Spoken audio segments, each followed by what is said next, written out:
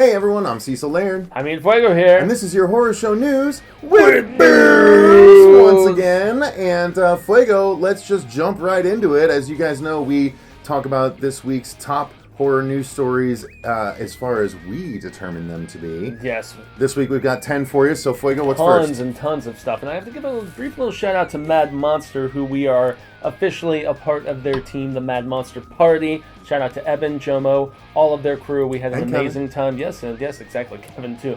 Muy importante. And we had an amazing time with them this past weekend in Arizona. So, absolutely. I will take a sip after I let you guys know that James Wan, of all people, besides producing the Mortal Kombat reboot, is now also producing the Resident Evil reboot, which is pretty badass, but people are like, wait, we just got the last Resident Evil movie last year, earlier this year, pardon my French. Final chapter. What the hell is going on? Yeah, which was okay, but... I'm happy that means that we are not getting a final chapter part 2. Yes. Like they tried to lead into. They really did. They left the story open, and garbage. That's a series that I... Started strong, went to garbage. Yeah, that's a series that I really had to force myself to like it. Because the second film, which was really adapting the video games properly. You had some Joe Valentine in there, you had some Nemesis in there. It was cool. Every other entry where they were just not following the video games, I actually like the CGI films better, personally. So if James Wan, he was also producing the Mortal Kombat reboot, is in tow to kind of steer the ship, I think that's really cool. And supposedly there's like 6 pictures involved again. That's a lot to commit to it really without is, having actually done the reboot, but with James Wan attached, hopefully that means we're going to get the actual video game stories. I think that would be sweet. And, the fact that they're saying they're going to clean slate it. It's going to be no recurring characters. Sorry, Mila Jovovich, as much as we love you. Good. You're not going to be in it, and she wants to have babies and, hang out with her husband, Paul W.S. Anderson and stuff. There was no director announced as of yet. However, we know James Wan is producing, and, that is about it. But I'm excited by the prospect because of the fact that I never thought that film series did the franchise justice, personally. No, definitely not. The closest we got was, like you said, Apocalypse, which had Nemesis in it, which was fun. But Afterlife, the fourth one, was pretty good, too. But still, it needed more. It needed more love. It needed less studio. It needed less of the same guy steering the ship, and also less of the same actress. Dude, it also tried too hard, in my opinion, to do its own thing. And there's a nice balance you can find where you're doing your own thing, but you're staying faithful to the franchise and the source material. You don't need to make an entirely new character, though. Yeah, exactly. In the very first film, where you had, what was the name of Mila Jovovich's character? I'm even trying to remember. Alice, right? Alice, so her injection threw everything off right from the get-go. And so I hated the first film, by the way. I hated it. Even let's move on to the next story. Let's do it. All right, so I know this is one you're excited about, dude. Oh, so excited. So this week it was announced, and people might necessarily disagree with us as far as covering this in our horror news, but this is all about the Venom movie that is on its way from Sony, which now has apparently attached the perfect casting, in my opinion, of Tom Hardy as Eddie Brock, a.k.a. Venom. It is being described as an R-rated horror movie, though. So they're saying it is a horror movie. A hard R. Yeah, I heard it was an R-rated, R-rated supervillain movie. But a horror movie, that works even better because, sweet. So Tom Hardy is way more the stature that Eddie Brock is in the comics. He's still a little shorter. That doesn't matter. That doesn't matter. He's not Topher Grace, though. That doesn't matter. No, who says Eddie Brock is tall in the comics? He doesn't necessarily need to be tall in the comics either. I guess so. He's got to be built. He's got to be stacked. He lifts weights all the time. Yeah, like he's obsessed with Bane, it. Yeah, and it makes sense. I'm not sure how they're going to pull off the blonde hair, but we'll see. Maybe they'll just ignore that. But nonetheless, him as Eddie Brock is going to be great. Now, since we're not actually tying into the Spider-Man movies at all. There are rumors that Tom Holland might make an appearance. Really? Because he can go both ways. Haha, that's funny, right? Well, that would be good, actually. Yeah, no, that would be actually a good scroll credits scene, you know, like the first of the 2 post-credit scenes, before they actually do the credits scroll, would be they got that limited deal with Marvel. Would be Tom, like, you know, in his room working on a science experiment and clicking on the internet and seeing a story pop up saying, you know, Venom.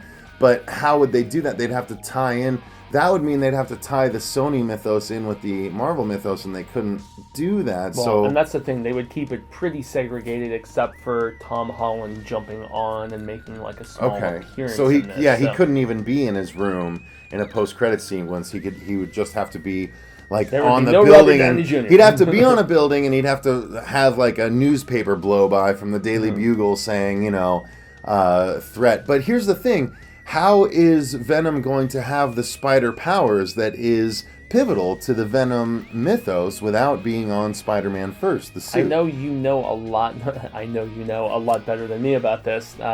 So, did he, when the symbiote was originally with Peter Parker, did just the powers transfer to Eddie Brock when the symbiote almost like sucked the symbiote up absorbs the powers? Well, the symbiote is a superpowered being essentially. It can and an alien being too, right? A superpowered alien being that Peter brings back, and when he does, you know, the symbiote is able to maintain aspects of when it was with Peter Parker, and so that's how Eddie Brock has all the same. They're able to shoot webs, but it's not like out of a web shooter. It's out of the back. It's actually parts of the symbiote costume that's shooting out instead of actual webs. Interesting. Learn something new every day, guys. Yeah. So it's really, but how is that going to work without Spider-Man being tied into it? I hope they're thinking these But things here's through. the thing: there is a way, because technically the new Venom movie is slated to come out after the first part of Infinity War, in which Spider-Man goes to space. Yeah. So if Spider-Man goes to space, they could technically introduce the suit and have him bring it back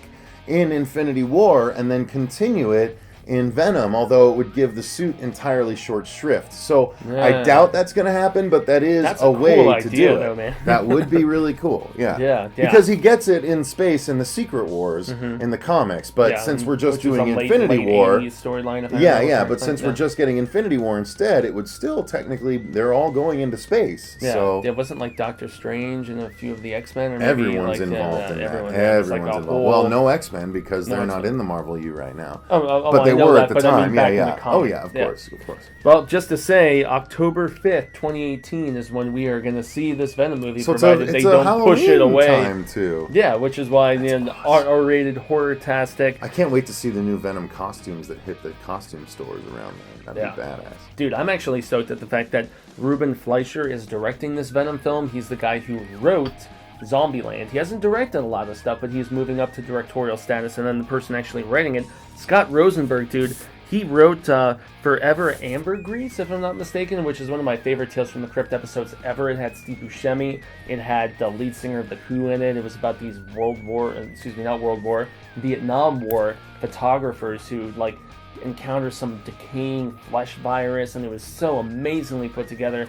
Bad to the ass. So there's good talent behind this with, him and Hardy together. I'm excited. Everybody else. So, I'm excited, but I'm also I'm less excited about this next story than I would have been. Take it away, previous because we've talked about this. We've covered it a couple times in the show, and that's the fact that The Purge is coming to TV. Courtesy of Blumhouse Television. Courtesy of Blumhouse Television. A new division. Now, my idea was that they could do it 24 style, where it's a 12 or 13 episode season where every hour represents 1 hour of The Purge for that year. I love that idea. It would be great. But apparently, the Purge TV series is the news that's breaking this week is that it's going to deal with the other 364 days of the year. Which sounds boring. Boring! Yeah. Like, why would you do a Purge TV series and not have the Purge in it? Yeah. What? It doesn't really not make any sense. What? I'm sorry, but that's ridiculous. It's called The Purge, but the one thing that's going to be missing is the goddamn Purge itself. Yeah, they're saying it's going to be a trickle-down factor of how those other days, like the entirety of the rest of the year. Yeah, because that just really intrigues people. Because in 3 movies, they didn't touch on that for a fucking reason. Like, what the fuck? That's the dumbest decision-making I've ever heard. Yeah, so the other 364 and a half days is what Blumhouse TV finally said this TV series is going to be about The Purge. Yeah. It would be The Purge, The colon, non-purge. not The Purge. Yeah, exactly. Like, the what? non-purge. Why? What? I don't know. They're saying they're going to explain and just kind of explore how it affects people the rest of the year, just how they tone themselves down. I don't know. It sounds more dramatic than brutal to me. Yeah, I'm right there with you. That sounds like skeet, like right on Blumhouse's faces. No, it sounds like I'm just going to do this the whole time and never be able to skeet because it sounds ridiculously boring. There was going to be no payoff. I don't know. I kind of trust in Blumhouse. They're usually pretty creative and cool. They're trying to do something different here. I don't know. Well, they are. Yeah, well they're doing something different than the fucking Purge. So I love the third Purge. And the second one was damn good too. I'm having a very violent reaction to this. It's ridiculous. No, I can understand. I want my candy too, damn it! It's ridiculous. Why would you do a Purge TV series and not have the Purge in it? This man has a moment that he needs to reflect upon. I'm going to jump into the next story here where we talk about the fact that, the original Goosebumps movie was okay. No, it wasn't. No, it was bad. It was okay. No, it wasn't terrible. I wouldn't go that far. It was really bad. It was pretty boring for people like us who are very bad. Who are supremely desensitized to this sort of horror-tastic stuff. I still, as I told Cecil when we did our initial review, I think it should have been an anthology series. I feel like they should have gone story by story from the books. Like, I love Welcome to the Dead House. I love Ghost Beach. Then they should just I love make Monster it a TV Blood, show, not which a movie. which is what they did in the 90s on Fox Kids, and it was fantastic. It's on Netflix now, by the way, and it was awesome. And still is for those checking it back out. But it made enough money. Something Marsha should cover on her podcast. Yeah, maybe if she gets back to it at some point. She's busy. Anyway, sequel is coming though because it made enough money, and they've apparently, for all you guys and gals who grew up loving the Goosebumps books, like not like me in the early 90s, the later installments where he started doing like kind of a spin-off series. It was called Horrorland, if I'm not mistaken, and it all took place like freak show American Horror Story status. It was all at a traveling freak show, like carnival of craziness, like almost ICP style, silly shizzle. I don't know. That's apparently what they're going to be covering for this new film, as confirmed this past week. Same director is coming back. The film is coming out September 21st, 2018, a day after my birthday, 5 days before this man. So I know we'll review it, even if we're not very excited about it. We'll review it. Did you read any Goosebumps stuff? Nope. Nothing at all. Nope. Never read any R.L. Stein. I got around to Kristopher Pike. Even Fear Street, which was his competing series with Kristopher Pike, which was kind of Nope. I didn't actually. I read comics when I was that age. Didn't read a lot of books. Read some. Like I said, read Bury Me Deep from Kristopher Pike along those lines, but didn't read a whole bunch of. I bought horror anthologies and stuff. I loved horror anthologies, but I didn't. As far as all collected in one book rather than each individual story. Plus, by the time I was into horror, I felt like the R.L. Stein and even Kristopher Pike stuff was below the level I was at. It's very YA, man. Yeah, yeah, most definitely. So I can't say I'm too stoked about this, but I know we will review it. So jumping to the next story, another one that I'm going to cover because of the fact that I had the blessed opportunity to interview this man a few years ago at Scarefest. So we reported on a fake story, and we're calling it out right now. I'm the dumbass who put together the week of April 1st the story that there's a new George Romero. I should have second guessed you, but I'm too usually busy doing everything else. But you're very diligent about it. But I'm usually pretty on point. Yeah. So thank you, Brad Miska. Yeah, for that fake story that really just messed us up and made people laugh at us, and they were doing some comments. Made one person laugh at us. The rest of them didn't even notice. One perceptive person. All the rest of them were like, "This sounds great." Well, it was a preemptive strike because there is, in fact, this movie coming. It is called Romero's Road of the Dead, and it is his last film. Although, just like Don Coscarelli in the Phantasm series, he's not going to direct it, which is a big time bummer. Is he writing it? He co-wrote it with his second unit. He co-wrote it with his second unit director from Land, Survival, and whatever. But dude, it actually gets worse. And there's a reason why they're trying to find funding and they can't find it. Apparently in July they're gonna do like some big presentation at one of the major film festivals. But Road of the Dead is apparently a Mad Max style film about zombies driving vehicles in a race scenario. Why? It sounds so terrible. This was apparently a pitch. Why does he insist on further tarnishing his legacy of zombie creation? Because pretty much anything after Day of the Dead, in both of our collective opinions, has sucked. Land and Beyond is terrible. Land was okay. Land is fucking awful. Okay, well, Land was bad, but Survival was worse, and then... shout out to Eugene Clark, who did an interview with us at yeah. Mad Monster this past week. No. I mean, he was the best Big part Daddy from Land of the Dead. He was the best part of Land of the Dead. Him and Dennis Hopper were the only interesting things in that film. But, yeah, Diary, Escape, all that stuff. I honestly got to say John Russo is doing more interesting stuff with zombies right now than George Romero. What's he doing? Well, he's got tons of comics that he did with Avatar Press. He has a couple new films that he's doing. So he did the Night of the Living Dead comics for Avatar? He did. Oh, I have those. That's why I was so excited to interview him. Oh, those are good. Yeah, I actually got to interview John Russo, the other half of the team behind Night of the Living Dead, at Mad Monster, and Arizona. two of the actors from Night of the Living Dead. Yeah, two of the most crucial ones. We've knocked out Night of the Living Dead as far as on the channel goes. Yes, it was like almost like in completing the circle of sorts.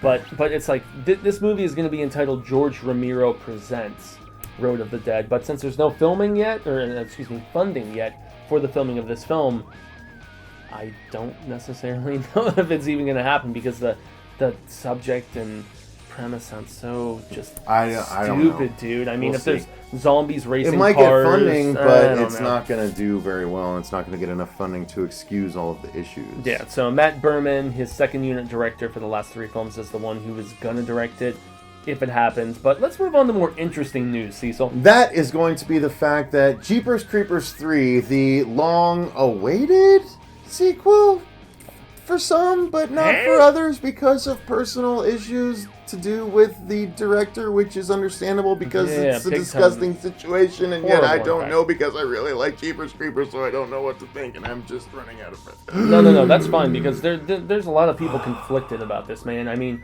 when I was reading Bloody talking about this, they were even like, we love the series. Here's our position about the man. We're trying to separate art from... the artist. Yeah, exactly. Which a lot of people that love... Rosemary's Baby. They've been able to separate art from artists regarding Roman Polanski. Yep.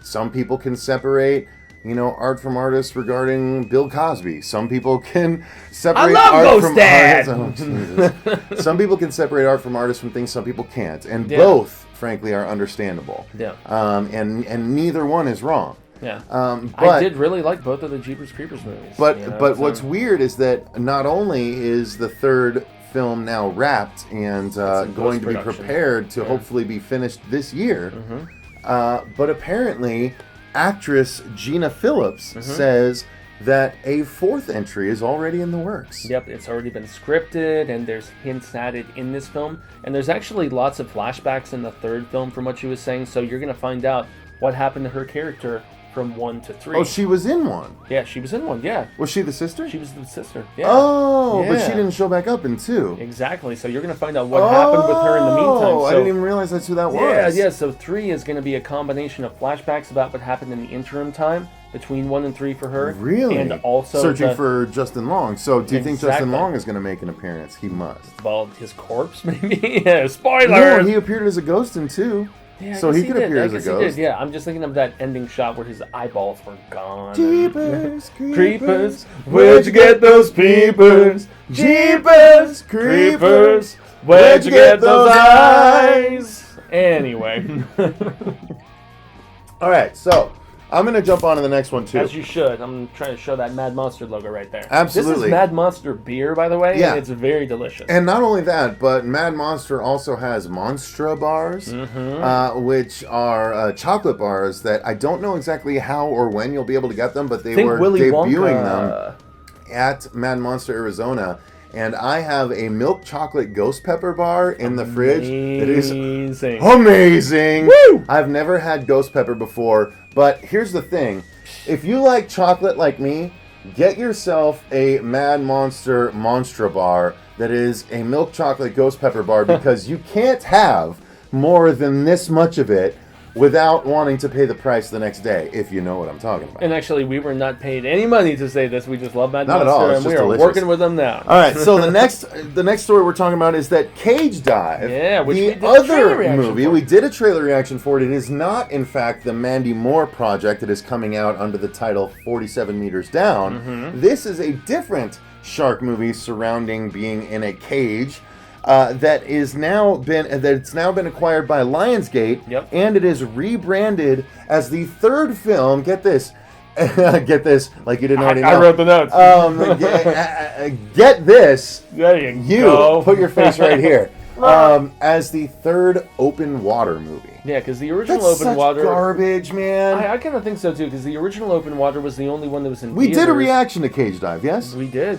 And yeah. now it's going to be Open Water 3, Cage Dive. Well, apparently they did the same thing with the Open second. 3, Cage Dive. That sounds way worse than Sharks, bro. No, but it's funny because the second, I think it was called The Drift or something like that, the second open water film, that was not originally an open water film. No, either. I know. It was also acquired and Because there were no goddamn rebranded. sharks in it. I never saw it. I watched it. It was basically a fucking boat that people. It was a rich group of 20-somethings that go out on a boat, and they I don't know if the boat capsizes or they all fall off the boat, or they go swimming or some shit. Mm-hmm. But there's no ladder to get back onto the boat, so they literally just can't get back to the boat.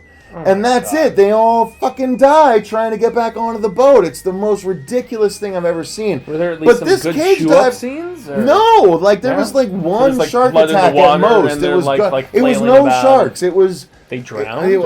I don't remember. It was so bad. I've literally blocked it out. It sounds terrible. Frankly, I've I've come heard it was- close to blocking out the original Open Water, which was just as garbage. I actually like the original. Why? When Yeah. she takes off the stuff and just slips underwater when everyone's finally coming to get them? Oh, the end was That's dumb. garbage. The end was dumb. The fact that The whole movie was dumb. The fact that she gave up, man, No was one- just one of the worst things about it. You know, she was just like, I'm going to let them take me because my husband's been killed. You know, it was... Anyway, all right. Yeah, but so Cage Dive is now officially listen, Open Water 3 I don't Cage begrudge. Dive. I don't begrudge them trying to make more money, but I just am bummed out that they didn't have enough confidence in the film. Just labeled Cage Dive. Yeah, which I thought was cool too. That's like the first-person perspective one that we did the review for. Oh, is it a found footage? Yeah, it is. That's right. Yeah, it was it found is, footage. yeah. I'll be there to watch it. So will I. I'll be there to watch you and it I for both sure. love aquatic But killing, yeah. we also have advanced screening tickets to see 47 Meters Down, which we all know. All of this is reactionary to the success of The Shallows. Yes. All yes, of it. which I loved. And I gotta be honest, the 47 Meters Down trailer 2 and trailer 3, I was I think all the comments have been some of the best we've seen on any videos here on the channel. I can't help it. Y'all know Cecil hates that shizzle. So do You I. do too. I do too, but both I don't, of us did an I don't know if I underwater react VR. to... Oh, excuse me. If you're gonna talk about Your that, underwater VR reaction. I was pooped. Oh shit! Fuck! Yeah, to I know. quote you exactly. Yeah, I was very scared. Yeah. I don't even swim in the ocean because I hate that. I literally have scuba dived on numerous occasions. I have my open water license, so I know you do. Wait, open water? Oh, did I say? Oh, you're the worst. Hang on. Open Water 4, All right, we got some starring... time. All right, one more story and then we Open gotta Water stop. 4, starring... No way. He's like, no, I don't want to go in that No, water. even filming it would freak me the hell out. Same here, man. I'm not about that. So we're gonna jump to some news from the Can. Am I pronouncing it properly? Because I know Can. I don't know. It's Can. 6 in one, half dozen in the other. Yeah, there you go. But he was in France at this film festival, which is supremely He who? renowned. Yeah, Mr. Arnold Schwarzenegger. That's right. Arnold. The T, God, he was the T800, whatever the hell his model was. T800, yes. T800, yeah. So he confirmed that when the rights lapse, Enigmatic Ballet Alloy. when the rights lapse Liquid in metal. a That's what he's talking year. about, the T1000. Okay, nice. Sorry. When the rights lapse to James Cameron for the original Terminator film here in, it's like a year and a half, something like that, he is scheduled to star in the film. Cameron is producing, and apparently Cameron is co-writing the script and has. But some it doesn't very- have anything to do with the one that just came out, right? Genesis, Jenny Smith, Sega Genesis. I don't Genesis? know, man. Yeah, I actually Didn't mind it. I didn't mind it, but we it was reviewed it bad. from Fuego Team, and it was not good. I didn't mind it, but it was bad. Yeah, I did not like John Connor. Like grown-up John Connor was awful. Grown-up John Connor was pretty terrible, I must say. That was one of the worst parts. But I liked the Game of Thrones girl as a young Sarah Connor. You did? I thought that, yeah. She wasn't bad. She wasn't bad. I did. And there were some interesting callbacks to They the tried film. too hard to be Terminator 2, and they failed, despite being a unfortunately. PG-13 movie. But I would be. But here's the thing. Now it's got to be super old Terminator again. So are they disregarding Genesis, or is it going to be, a Game of Thrones girl and Arnold again? Like, what's the deal? She actually said that she is not returning to the franchise. Okay, so thank I'm God. so is it going to be an Alien 5 Neil Blomkamp situation where we're actually going to get a genuine sequel to Terminator 2? That makes me correct. Now that we're never going to see it. I know, but I know, Yeah, and I can't believe the vitriol I didn't like the Covenant is I getting. did not like Covenant, man, and it only made No one liked Covenant. It only made $36 million, which is less than Requiem and Prometheus, which is crazy to me. Did it really? Yeah, but didn't it win the box office? It still won the box office, but That's not barely over okay. Guardians. So all right. Well, nonetheless, I'm excited. Dude. If Arnold is coming back and he's not CGI like in Salvation, I'm all for it. I love the franchise. It's unfortunately not been good since Rise of the Machines, in my opinion. Agreed. So the next story, Fuego, is the fact that Netflix is kicking ass all over the courtyard once again. Everywhere. With yet another series adaptation of, this time, not an old property like we've been getting a lot of, i.e. The Dark Crystal, which, Castlevania. By the way, you guys can check out our reaction to the Dark Crystal trailer on the channel. But yeah, we already are doing we did a Castlevania reaction as well. Yeah, kind of mentioned that. But yeah, Netflix is now doing a series adaptation of The Witcher, which I don't know if you guys are like me and you only played The Witcher 3 Wild Hunt, or if you've played the entire Witcher video game series. But is that like the most popular, the third one or something? The third one was definitely the most popular of all of them that have come out. Awesome. It when was you were amazing. Playing. It actually looked, dare I say, excellent. Excellent. It looked witch-tastic. Yes. But it was very Skyrim-esque, except refined, and you weren't stuck in first person until later on. Which I hate about Skyrim. Yeah, and then you fought really badass monsters. You could build up your character. You take down specific dragons. Like, oh my god, it was such an amazing game. So to know that this is being made into a Netflix series now. Do we know if it's live action or cartoon? That's my biggest question, because it's like if they're going live CG action, or is it live action? Dude, if they're going live action, that's their Game of Thrones. To combat Game of Thrones. Yeah, that's exactly what they got to be doing. Yeah, and I think that was some of the speculation within the industry. I feel like if it was going to be on the animated side of things, they would have said that in the press release and speculation, and every report that I read did not give that indication. So, is Netflix really trying to just make a massive game-changing move? I don't know. It's not really game-changing. They're already changing the game. It's just another. It's more just another thing that's going to push their little counter a little bit further into the other direction. I'm excited about it.